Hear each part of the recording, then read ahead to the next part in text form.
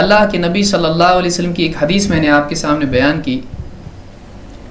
آپ نے فرمایا ما رأیت مثل النار نام حاربها ولا مثل الجنة نام طالبها، کہ میں نے نہیں دیکھا کہ جہنم جیسی چیز کے سلسلے میں کوئی آدمی جہنم جیسی چیز سے اس کو جاننے کے باوجود اس سے سو گیا ہو.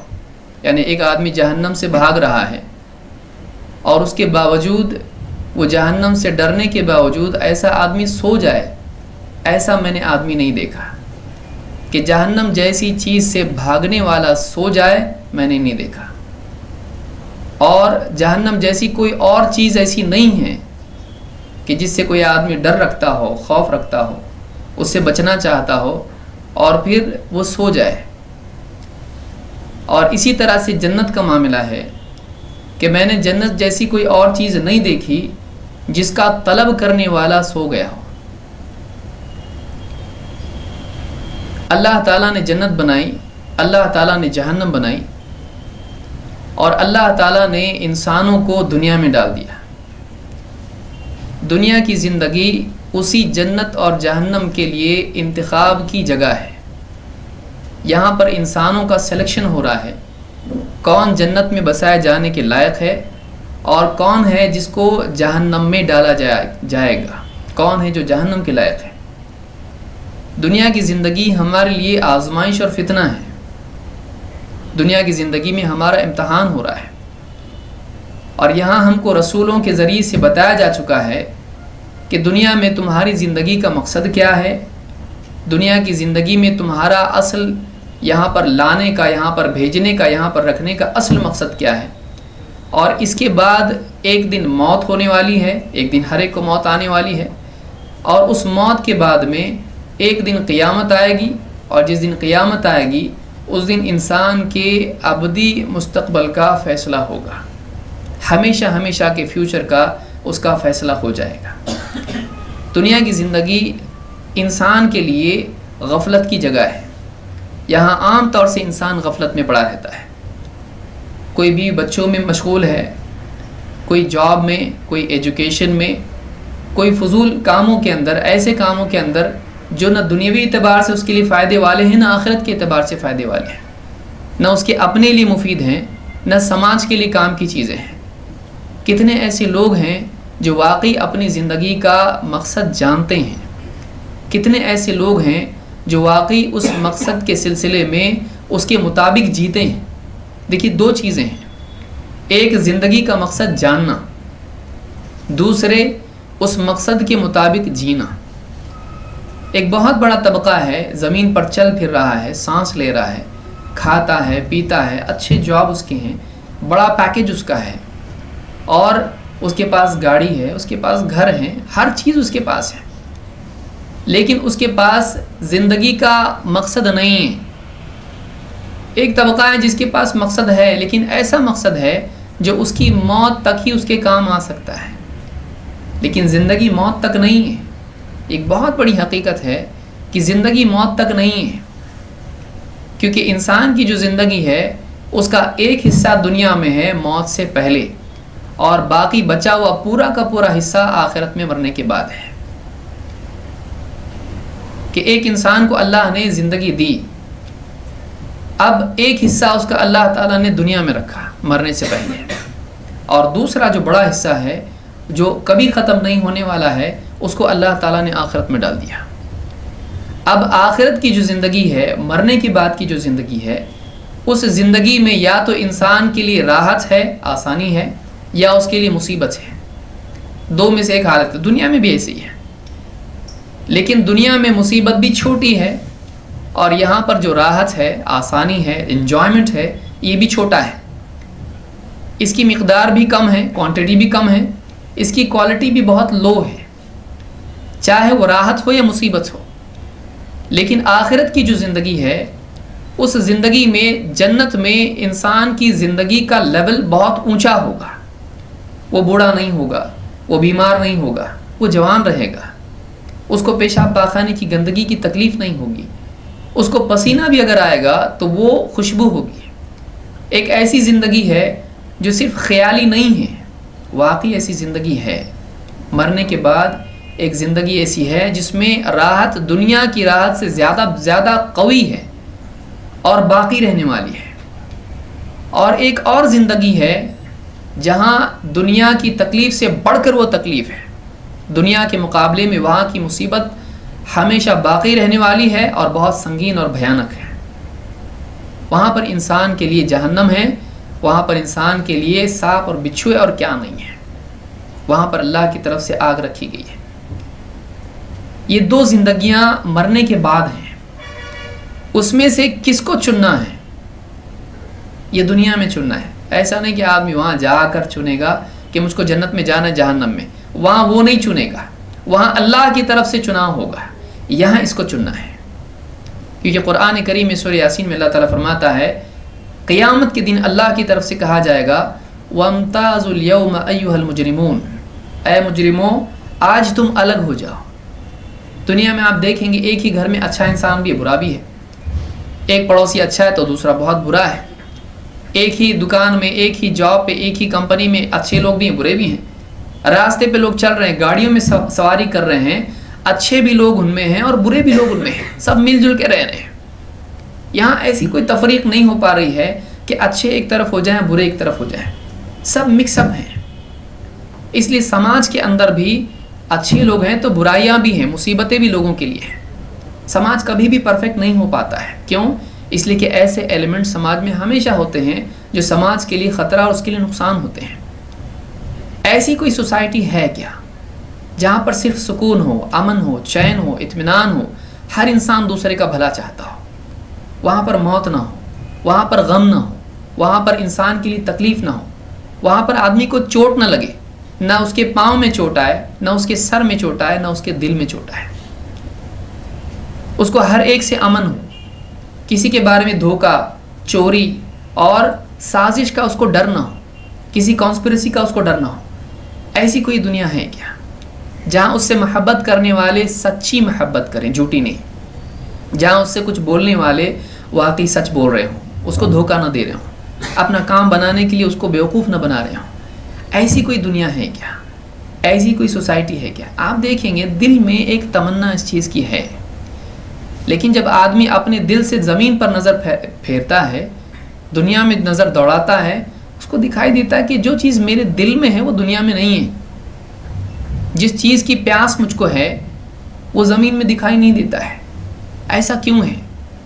بلکہ ہر آنے والا دور پچھلے دور کے مقابلے میں زیادہ برا دکھائی دیتا ہے کہ اگر کل امن تھا تو آج اور زیادہ مصیبت ہے، کل اگر لوگ اخلاقی اعتبار سے پائیدار تھے تو اور زیادہ پھسلنے والی قوم آج پیدا ہو چکی ہے۔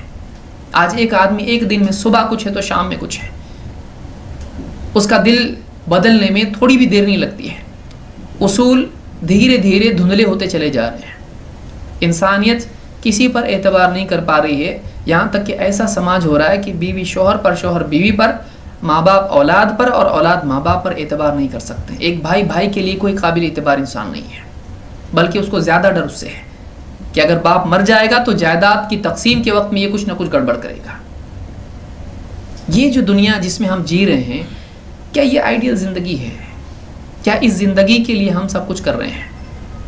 اور آدمی دیکھیے بڑا پیکج زندگی کے لمحات کو بڑھا سکتا ہے کیا؟ ایک آدمی 10,000 کماتا ہے، ایک آدمی 10 لاکھ مہینہ کماتا ہے، کیا اس کا پیکج بڑھنے سے اس کی زندگی بڑھے گی؟ ایک دن وہ مرنے والا ہے، وہ کتنا بھی کما لے یہاں چھوڑ کے جانا ہے۔ اور آپ نے کئی لوگوں کو اپنے ہاتھوں سے قبر میں اتارا ہوگا، آپ دیکھیں گے کہ جو قبر میں جاتا ہے اس کے ساتھ میں کچھ نہیں ہوتا ہے۔ اگر کوئی آدمی بس سے اتر رہا اور کوئی اس کے ہاتھ سے کچھ لے کر بھاگے، اس کے پیچھے وہ بھی بھاگے گا، کم سے کم چلائے گا، کم سے کم وہ کمپلین کرے گا۔ لیکن ایک آدمی قبر میں جب اس کو رکھا جاتا ہے، اس کے سب چیزیں اس سے چھن چکی ہوتی ہیں، اس کو صرف ایک کفن دیا جاتا ہے اور وہ بھی ایک دم سادہ ہوتا ہے اور اس کے اوپر مٹی ڈالی جاتی ہے۔ ایک زمانہ وہ تھا کہ وہ اپنے کپڑوں پر لگی ہوئی دھول کو بھی برداشت نہیں کر پاتا تھا، لیکن آج ایک ایسا دن آیا ہے کہ اس کے چہرے پر بھی مٹی ڈالی جا رہی ہے اور وہ اپنے چہرے سے مٹی ہٹا نہیں سکتا ہے۔ ایک دن ہم سب پر ایسا آنے والا ہے۔ مسئلہ یہ نہیں ہے کہ وہ دن کون سا ہوگا، مسئلہ یہ نہیں ہے کہ ہم ایک دن مرنے والے ہیں. اصل مسئلہ موت نہیں ہے، اصل مسئلہ موت کے بعد کی زندگی ہے. اصل مسئلہ موت نہیں. موت اگر اصل مسئلہ ہوتی کہ ایک دن مرنے والے ہیں، کوئی آدمی گناہ کر دیتا جیسے ہٹلر ہے، سب کو ختم کیا، اس کے بعد خودکشی کر لی، چھٹی، کوئی قانون نہیں، کوئی پکڑنے والا نہیں، کچھ نہیں. ایک آدمی خود انجوائے کر لے، جب تھک جائے انجوائمنٹ سے تو نیند کی گولیاں 50 کھا لے اور مر جائے. دل نہیں لگ رہا دنیا میں، بس ہو گیا، چلا جائے.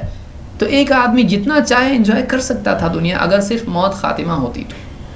موت خاتمہ نہیں ہے، موت شروعات ہے. موت ایک شروعات ہے. موت امتحان کی زندگی سے نکل کر انجام کی زندگی میں جانا ہے. موت کیا ہے؟ موت ایک دروازہ ہے. آپ ایگزام ہال میں ہیں اور آپ اس دروازے سے گزر کر آپ رزلٹ کی جگہ پہ پہنچ گئے، اور وہاں پر رزلٹ ایسا ہے کہ وہ آپ کو زندگی بھر ہمیشہ کے لیے بھگتنا ہے. آج وقت ہے ہمارے پاس، اور آج سے بہتر کبھی کوئی وقت نہیں تھا. اس لیے کہ جو انسان آج سے فائدہ نہیں اٹھا سکتا ہے وہ کل سے بھی فائدہ نہیں اٹھا پاتا ہے.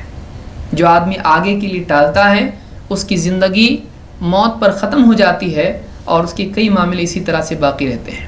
آپ دیکھیے کتنے لوگ ہیں، ہم حج کو جائیں گے، ہم زکوٰۃ دیں گے، ہم نماز پڑھیں گے، کئی ارادے کرتے رہتے ہیں، لیکن اچانک موت کا فرشتہ آتا ہے اور ان کو موقع نہیں دیتا ہے. وہ سب کو ٹال سکتے ہیں، وہ نماز کو ٹال سکتے ہیں، وہ قرآن کی تلاوت کو ٹال سکتے ہیں، وہ حج کو اور زکوٰۃ کو ٹال سکتے ہیں، وہ موت کے فرشتے کو نہیں ٹال سکتے ہیں.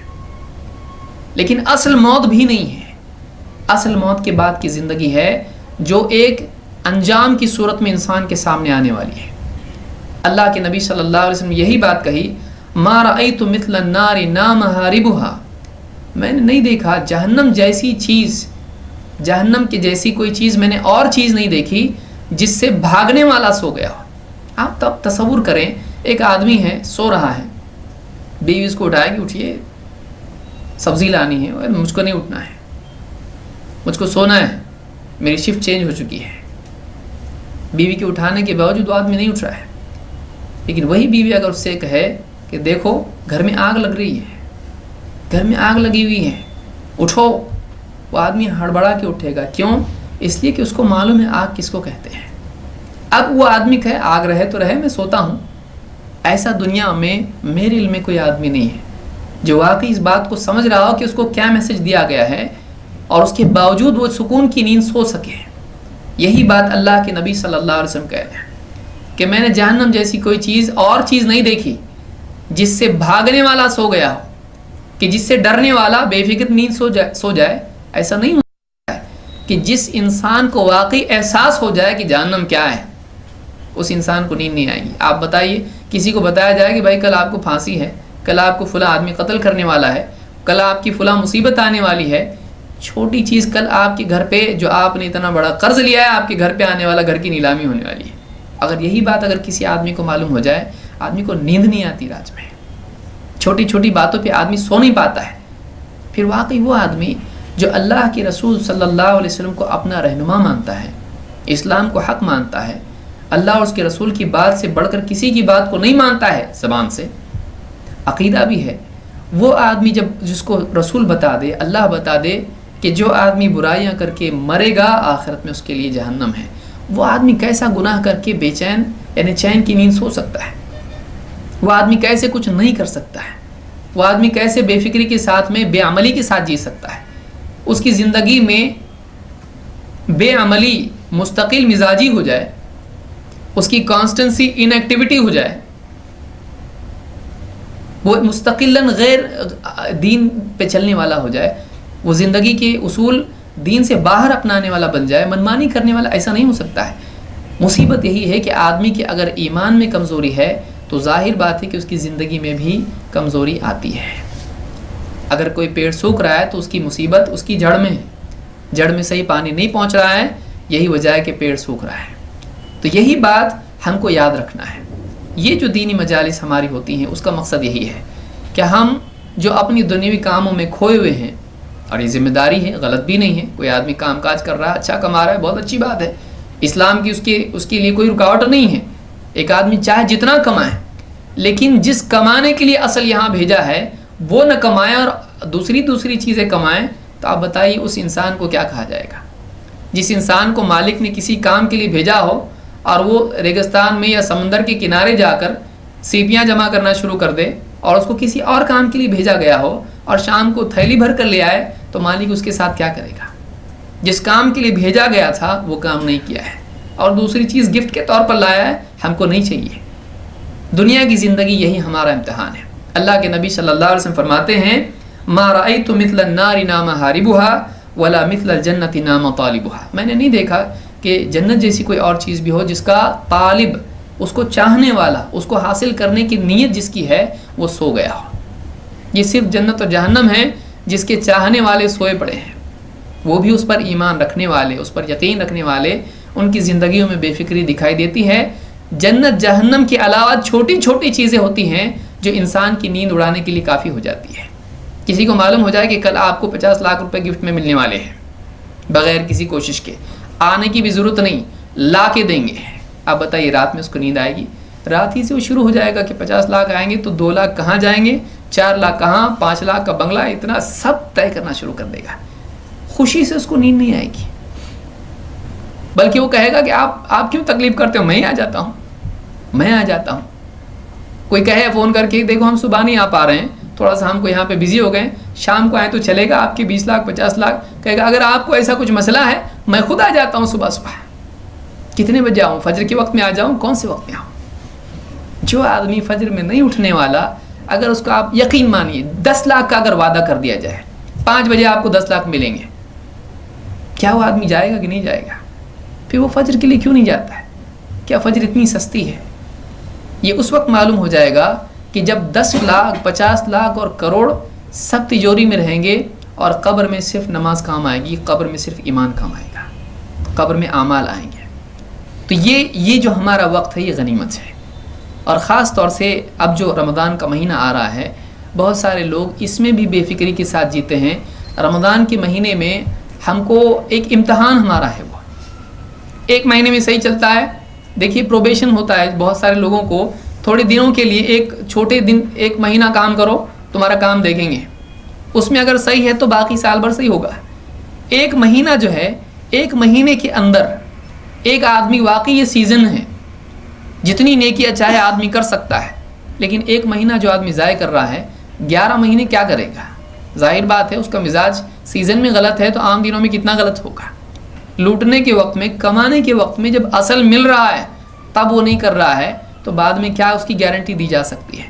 رمضان کا مہینہ ہمارے لیے اپنے آپ کو چیک کرنے کا مہینہ ہوتا ہے کہ ہم واقعی کتنے دیندار ہیں، اللہ کے وعدوں پر، رسول کے وعدوں پر کتنا ہم یقین کرتے ہیں۔ تو یہ یاد رکھنے کی چیز ہے۔ یہاں پر اللہ کے رسول صلی اللہ علیہ وسلم کی ایک حدیث میں ذکر کرنا چاہوں گا۔ اللہ کے رسول صلی اللہ علیہ وسلم رمضان کے بارے میں فرماتے ہیں، یہ میں پہلی مرتبہ کر رہا ہوں تو اس میں آگے پیچھے ہو سکتا ہے، اللہ تعالیٰ آسانی پیدا فرمائے۔ اللہ کے رسول صلی اللہ علیہ وسلم فرماتے ہیں اذا كان اول لیلۃ من رمضان صفدت الشیاطین مردۃ الجن، جب رمضان کی پہلی رات ہوتی ہے تو سارے شیاطین جو ان میں سے سرکش ہوتے ہیں، بہت ہی خطرناک قسم کے جو شیاطین ہوتے ہیں ستانے والے، ان کو صفدت، ان کو قید کر دیا جاتا ہے، زنجیریں پہنا دی جاتی ہیں۔ وغلقت ابواب النار، اور جہنم کے دروازے بند کر دیے جاتے ہیں۔ فلم یفتح منہا باب، اور اس میں سے کوئی بھی دروازہ جہنم کا کھلا نہیں چھوڑا جاتا ہے۔ وفتحت ابواب الجنان فلم یغلق منہا باب، اور جنت کے سارے دروازے کھول دیے جاتے ہیں اور ان میں سے کوئی بھی دروازہ جنت کا بند نہیں رکھا جاتا ہے۔ کب؟ جیسے ہی رمضان شروع ہوتا ہے، رمضان کا چاند ہلال دکھائی دیتا ہے، فوراً جنت کے دروازے کھول دیے جاتے ہیں، جہنم کے دروازے بند کر دیے جاتے ہیں۔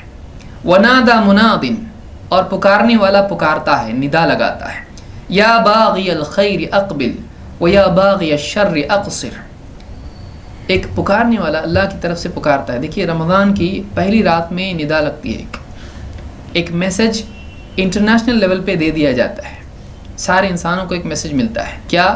یا باغی الخیر اقبل، اے خیر کے چاہنے والے آگے بڑھ، خیر چاہیے آگے بڑھ۔ تجھ کو خیر چاہیے، اللہ سے ثواب چاہیے، اللہ سے اجر چاہیے، جنت میں اونچا مقام چاہیے، اللہ کا قرب چاہیے، تجھ کو اللہ کی عزت چاہیے، آگے بڑھ، تیرے لیے موقع کھولا گیا ہے، آگے بڑھ. یا باغی الخیر اقبل و یا باغی الشر اقصر. اور اے شر کا ارادہ کرنے والے اب تو رک جا، اب تو رک جا. اس رات میں اللہ کی ایسا اعلان ہوتا ہے، فرشتہ اعلان کرتا ہے کہ اے خیر کا ارادہ کرنے والے آگے بڑھ، تیرے لیے موقع کھول دیا گیا ہے. اور اب بھی اگر رمضان کا مہینہ آتا ہے، اب بھی کوئی آدمی فلمیں دیکھنے کا ارادہ کیے ہوئے ہے، اب بھی کوئی آدمی رمضان میں شراب کا ارادہ کیے ہوئے ہے، اب بھی کوئی آدمی رمضان میں نگاہوں کی غلط استعمال کا ارادہ کیے ہوئے ہے، اب بھی جھوٹ، غیبت، چوری، چغلخوری، ہر قسم کی برائی اور دھوکہ اور رشوت اور سود اور حرام کھانا، حرام تجارت، اب بھی کوئی ارادہ کیے ہوئے ہے، اللہ کی طرف سے اعلان ہوتا ہے یا باغی الشر اقصر. اے برائی کا ارادہ کرنے والے ذرا رک جا، اقصر، اب رک جا. اور آپ فرماتے ہیں وَلِلَّهِ عُتَقَاءُ مِنَ النَّارِ. اور اللہ کے ہاں کچھ ایسے بندے ہوتے ہیں جن کو آگ سے نجات دی جاتی ہے. عتقاء عتیق کی جمع ہے، عتیق کے معنی ہوتے ہیں آزاد کرنا. تو اللہ تعالیٰ بہت سارے بندوں کو جہنم سے آزاد کرتا ہے. رمضان کا مہینہ آ رہا ہے، یہ سمجھ لیجئے کہ ایک مہینہ ہم کو ملا ہے. فرض کر لیجئے ایک مہینے ہی کی ہر ایک کی زندگی ہوتی تو کیا ہوتا، اور ہر ایک کو اگر اللہ کی طرف سے اعلان کر دیا جائے کہ یہ جو رمضان ہے انسانیت کا آخری رمضان ہے، عید کے دن سب کی موت ہونے والی ہے، ڈریے مت سے.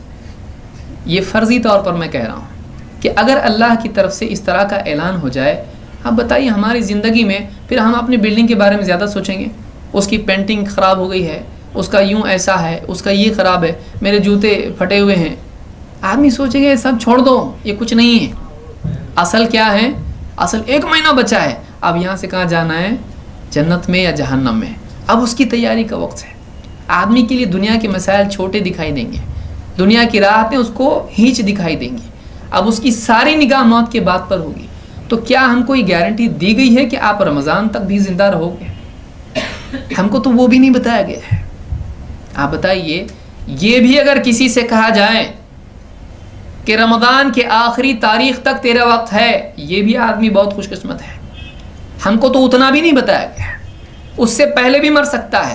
کوئی آدمی ہاتھ اوپر کر کے کہہ سکتا ہے نہیں میں گارنٹی دیتا ہوں میں رمضان بعد بھی زندہ رہنے والا ہوں؟ کوئی نہیں. کتنے لوگ گھر سے جاتے ہیں سودا لانے کے لیے اور ان کی لاش آتی ہے، کچھ نہیں آتا ہے. کیا تیاری ہم نے کی ہے؟ کیا ہمارے پاس پریپریشن ہے آخرت کا؟ دنیا کے ہر ایگزام کے لیے ہم تیاری کر رہے ہیں، یہ اصل امتحان ہے زندگی کا، اس کے لیے تیاری کیا ہے؟ یہ تیاری اگر ہم نے کی تو واقعی ہم کامیاب ہیں. اور سب سے عقل مند آدمی وہ ہے جو بڑے امتحان کی زیادہ فکر کرے، جو اصل امتحان کی زندگی کے بارے میں فکر کرے. یہ زندگی ہم کو ملی ہے، بہت قیمتی زندگی ہے. سب سے بے وقوف اور جاہل اور نادان آدمی وہ ہے جو سب کچھ پا کے اپنی جنت کھو دے. کیونکہ آج دنیا میں سب کچھ پا لے تو کیا ہوگا؟ موت کا فرشتہ جب آئے گا، چاہے یہ چھوڑے نہ چھوڑے، اس سے چھن جانے والا ہے. یہ تو آپ ڈیفینیٹلی یاد رکھیے. دنیا کا سب ہے، موت کے ساتھ ہی ہمارا ریلیشن ختم. پھر کیا ہوگا؟ وہ وارثوں میں تقسیم ہوگا. تو ہمارا ہے نہیں وہ، پھر ہمارا کیا ہے؟ یعنی ہم نے زندگی میں جس چیز کے لیے اسٹرگل کی وہ کیا ہے؟ ہمارا نہیں ہے وہ، ہمارا نہیں ہے وہ. جب تک سانس چل رہی ہے، سانس رک گئی ختم. اور سانس کب تک چلے گی معلوم نہیں. اتنا ڈاؤٹ فل، یعنی اتنا غیر یقینی، اور اس کے لیے اتنی یقینی محنت، اس کے لیے اتنی یقینی کوشش، اس کے لیے اتنی یقینی اسٹرگل. آپ سوچیے اتنی غیر یقینی چیز کے لیے پوری زندگی جھونک رہا ہے. اور واقعی اگر اللہ اور اس کے رسول کی بات پر ایمان ہے تو پھر وہ جو جنت یقینی ہے اس کے لیے کیا ہے؟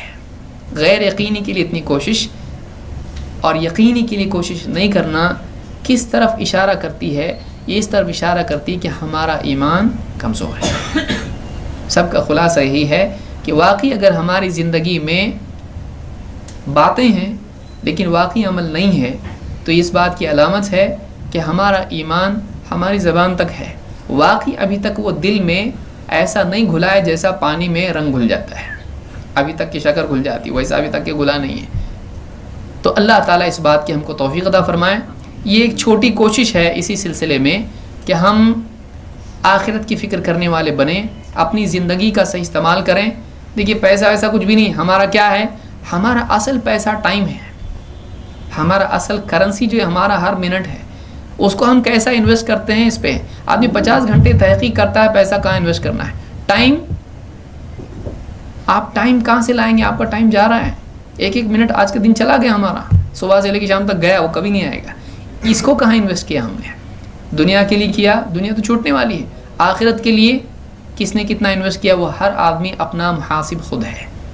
اللہ تعالی ہم لوگوں کو اس بات کی توفیق عطا فرمائیں کہ ہم اپنی زندگی کا صحیح مصرف جانیں، صحیح جگہ جانیں جہاں ہم کو اپنی زندگی انویسٹ کرنا چاہیے. اور ہماری زندگی کوئی اور انویسٹ نہیں کر سکتا. یہ خوشی کی بات ہے، ہماری زندگی کوئی چرا نہیں سکتا ہے. ہماری زندگی ہم کو ہی انویسٹ کرنا ہے. ہمارا ٹائم کوئی چرا نہیں سکتا ہے. یہ اور خطرناک بات ہے کہ کوئی بول نہیں سکتا اللہ میرا ٹائم دوسرے نے چرایا، وہ بھی نہیں بول سکتا ہے. تو نے تیرا ٹائم خود استعمال کیا ہے غلط چیز میں، تو اب تو ذمہ دار ہے اس کے نتائج کا. اللہ تعالی ہم کو سمجھ عطا فرمائے. اقول قولی ھذا واستغفر اللہ لی ولکم. میں انشاءاللہ مغرب بعد بھی اس سلسلے میں مزید سلسلہ جاری رہے گا.